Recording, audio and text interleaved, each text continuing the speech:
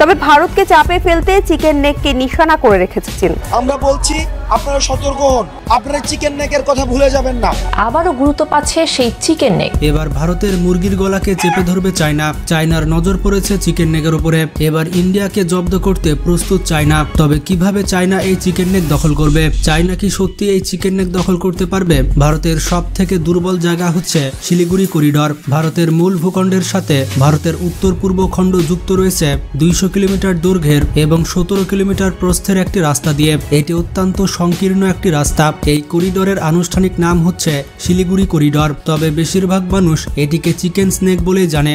গলাতে টিপ দিয়ে মুরগিকে সব থেকে সহজে কাবু করা যায়। এই করিডরকে মুরগির গলার মতো দেখায় বলে এটির নাম দেওয়া হয়েছে চিকেন স্নেক। শিলিগুড়ি এলাকার 22 কিলোমিটার রাস্তা দখল করতে পারলে ভারতের উত্তর পূর্বতে যে 7 সিস্টার্স বা 7 রাজ্য রয়েছে সেটি ভারত থেকে সম্পূর্ণ আলাদা হয়ে যাবে। এখানে বলার বিষয় হচ্ছে ভারতের 7 রাজ্য অনেক আগে থেকেই ভারতের অধীনতা মেনে নিতে রাজি ছিল না। এই অঞ্চলগুলোতে স্বাধীনতাকামীদের আন্দোলন বেশ অনেক জোরালো। এই 7 রাজ্য ভারত থেকে বিচ্ছিন্ন হতে চায়। তাই সব মিলিয়ে ভারত বিষয়টি নিয়ে চিন্তিত।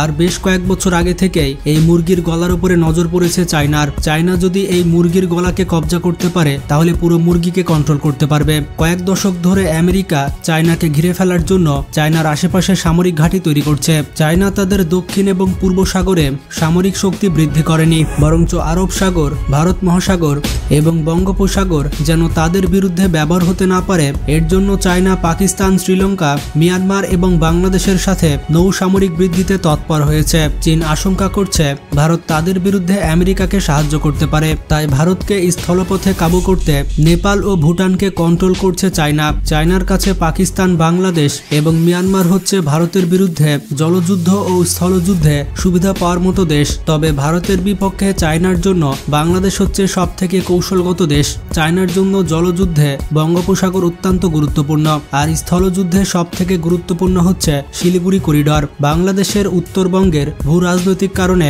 চায়না যদি শিলিগুড়ি করিডরের দক্ষিণে এবং নেপালে অবস্থান করে ইন্ডিয়ার চিকেন নেককে চেপে ধরে এবং ভুটান ও তিব্বত থেকে সৈন্য পাঠায় তাহলে ইন্ডিয়াকে সহজেই কাবু করতে পারবে। ভারতের এই শিলিগুড়ি করিডর যদি বন্ধ হয়ে যায় তাহলে পশ্চিমবঙ্গের 5টি জেলা এবং অপর পাশের 7 সিস্টার্স ভারত থেকে সম্পূর্ণ আলাদা হয়ে যাবে। বাংলাদেশকে এতদিন ইন্ডিয়া কন্ট্রোল করেছে।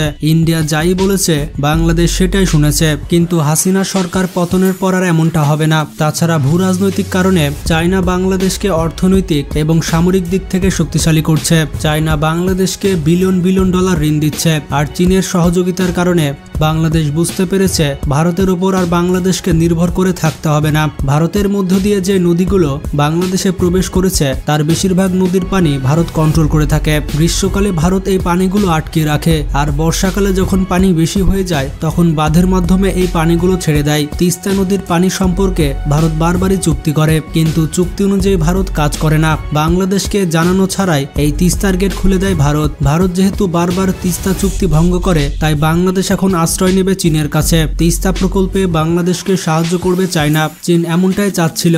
বাংলাদেশকে সাহায্য করে তারা বাংলাদেশের সাথে সম্পর্ক আরো গাঢ় করবে। ভারতকে ঘেরাও করার জন্য চায়নার বাংলাদেশকে অনেক প্রয়োজন। চায়নার সাথে বাংলাদেশ যে তিস্তা প্রকল্প করেছে এটিতে তিস্তা নদী সংস্কার করা হবে, তিস্তা নদীর গভীরতা বাড়ানো হবে, নদীর দুই পাশে পর্যাপ্ত রিজার্ভার তৈরি করা হবে। নদীর পাশে যে রিজার্ভারগুলো তৈরি করা হবে সেগুলো বর্ষাকালে পানি সংরক্ষণ করবে, আর গ্রীষ্মকালে এগুলো থেকে নদীতে আবার পানি ছাড়া হবে।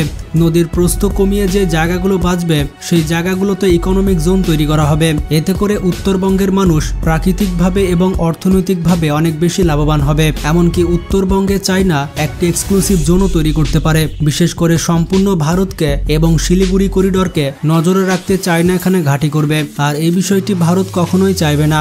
এখন ভারত বাংলাদেশের কাছে কি চায়? বলতে গেলে ভারত বাংলাদেশের কাছে সবই চায়, কিন্তু তার মধ্যে 5টি বিশেষ জিনিস রয়েছে। প্রথম বিষয়টি হচ্ছে বাংলাদেশের মধ্য দিয়ে রেল ট্রানজিট চাই। নাম্বার 2, ভারতীয় শান্তি ও যুদ্ধকালীন অর্থনীতির পরিপূরক স্থানীয় অর্থনীতি। 3 নম্বরে ভারত চায় বাংলাদেশ সেনাবাহিনীর সহায়তা। 4 নম্বরে চায় ভারত বান্ধব সরকার, যে সরকার ভারতের গোলামি করবে। 5 নম্বরে চায় ভারত মৈত্রী সাংস্কৃতিক পরিবেশ। যেমনটা জানেন সামরিকভাবে ভারতের কাছে বাংলাদেশ অত্যন্ত গুরুত্বপূর্ণ, কারণ চীন ভারত সামরিক সংঘর্ষে শিলিগুড়ি করিডোর সহজে বন্ধ করে দিতে পারে চায়না। এই শিলিগুড়ি করিডোরের মাধ্যমে মাধ্যমেই ভারত তার উত্তর পূর্ব অঞ্চলগুলোতে যোগাযোগ রক্ষা করে। এরকম বিকল্প বাস্তবতায় ভারতের একমাত্র উপায় হবে বাংলাদেশের ভূখণ্ড ব্যবহার করে সেভেন সিস্টার্সের সাথে সম্পর্ক বজায় রাখা। রাজনৈতিক বিশ্লেষকদের মতে ভূ রাজনীতিতে ভারত কঠিন পরিস্থিতিতে পড়েছে।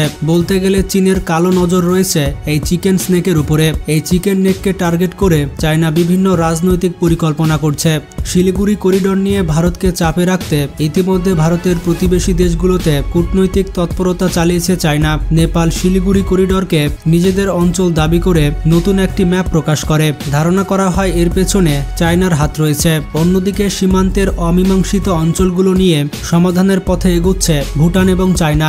সম্প্রতি ভুটানে বিভিন্ন ধরনের স্থাপনা গড়েছে চায়না। এখান থেকে সহজেই শিলিগুড়ি করিডোরকে টার্গেট করতে পারবে চীন। এখন শুধুমাত্র বাংলাদেশের মধ্য দিয়েই ভারত সুরক্ষিত আছে। আর চায়না যদি বাংলাদেশের সাথে সম্পর্ক ভালো করতে পারে তাহলে শিলিগুড়ি করিডোর নিয়ে সব দিক থেকে চাপে পড়বে ভারত। অনেকদিন ধরে চায়না বাংলাদেশের সাথে এই তৎপরতা চালিয়ে যাচ্ছে। এক্ষেত্রে চীনের সব থেকে সুবিধাজনক স্থান হচ্ছে তিস্তা ব্যারেজ এলাকা। তিস্তা প্রকল্প নিয়ে চায়না ইতিমধ্যে বাংলাদেশকে তাদের আগ্রহের কথা জানিয়েছে। অনেকদিন ধরে ভারতের সাথে বাংলাদেশের তিস্তা চুক্তি ঝুলে আছে, আর এই সুযোগটি কাজে লাগাতে চায় চায়না। বাংলাদেশকে তিস্তা এলাকায় নদী খনন এবং আশপাশের এলাকা উন্নয়ন প্রকল্প বাস্তবায়নে সহায়তার প্রস্তাব দিয়েছে চায়না। বাংলাদেশ যদি তিস্তা প্রকল্প চায়নাকে দেয় তাহলে ভারত অনেক বেশি চাপে পড়বে। এতে করে ভারতের সেভেন সিস্টার্স হাতছাড়া হয়ে যেতে পারে। তো বুঝতেই পারলেন চায়না যে কোনো সময় শিলিগুড়ি করিডোর বা চিকেন স্নেককে চেপে ধরতে পারে, আর এতে করে সেভেন সিস্টার্স হাতছাড়া হয়ে যাবে ভারতের। ভারত বাংলাদেশের সাথে বর্তমানে যেভাবে আচরণ করছে তাতে তিস্তা প্রকল্প বাংলাদেশের দ্রুতই চায়নাকে দিয়ে দেওয়া উচিত। কারণ যেই বন্ধু বিপদ তৈরি করে এবং বিপদ থেকে উদ্ধার করে না সেই বন্ধু তো রেখে লাভ নেই। ভিডিওটি সম্পর্কে আপনার কি মতামত কমেন্ট করে জানাবেন। তাছাড়া আপনি কোন এলাকা থেকে আমাদের ভিডিও দেখছেন সেটিও কমেন্ট করে জানাবেন। ভিডিওটি স্কিপ করার আগে নতুন দর্শকের কাছে অনুরোধ থাকবে চ্যানেলটি সাবস্ক্রাইব করার। আজকে এ পর্যন্তই। ভালো থাকবেন, নিজের খেয়াল রাখবেন, টেক কেয়ার।